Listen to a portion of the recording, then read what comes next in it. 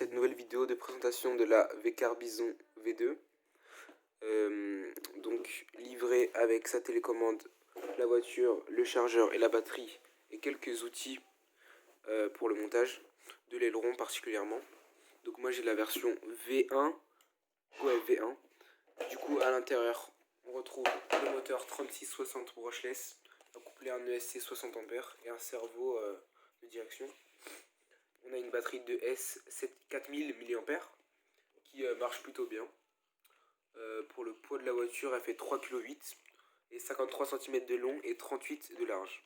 On a des suspensions en aluminium avec en bas qui est une fixation en plastique, donc qui amortissent plutôt bien. Petite démonstration. Voilà, donc c'est vraiment de la bonne qualité, hein. Ils sont vraiment gros, c'est parfait. Donc on a des roues avec de la mousse dedans, hein, avec des grosses jantes. J'aime plutôt le style, franchement.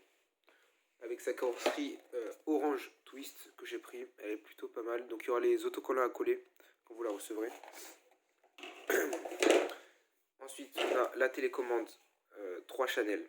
Donc ce qui est bien avec cette télécommande, c'est qu'on peut par exemple si on branche je sais pas, un troisième canal, et ben on gère le canal, on peut mettre marche arrêt avec ce troisième bouton qui est juste là. Et du coup on peut le diriger. Donc là en l'occurrence sur le troisième canal il y a les lumières, mais eux du coup on peut pas les diriger, je sais pas pourquoi. Ce serait bien qu'on pouvait les éteindre et tout à distance, mais on peut pas. Du coup je vais vous démarrer la voiture et vous allez voir tout de suite le bruit qu'elle fait. Donc il y a un bruit assez conséquent, hein, du ventilateur de l'ESC. Donc c'est utilisable qu'en extérieur, hein. Donc on a les deux LED à l'avant qui éclairent vraiment fort, hein, comme vous pouvez le voir. Donc par exemple on peut débrancher ces LED juste ici. Et deux LED à l'arrière, rouge. Donc ils sont pas mal franchement. Je vais éteindre la voiture. Ça marche plutôt bien.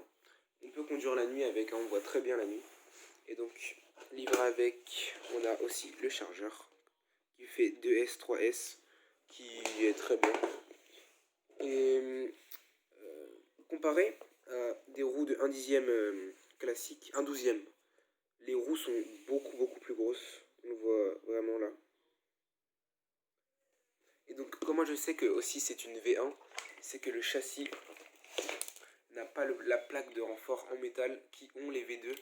Et j'ai quand même vu des V2 qui n'ont pas la plaque de renfort, donc je sais vraiment pas là. Sauf que moi en fait j'ai la version qui a le 3660 au lieu de 3670 et j'ai la 2S au lieu de la 3S.